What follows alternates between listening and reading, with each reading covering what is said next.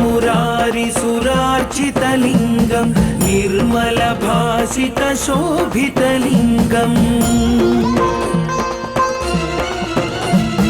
जन्मज दुःखविनाशकलिङ्गं तत्प्रणमामि सदा शिवलिङ्गं देवमुनिप्रवरार्चितलिङ्गं कामदहनकरुणाकरलिङ्गं रावणदर्पविनाशनलिङ्गं तत्प्रणमामि सदा शिवलिङ्गम्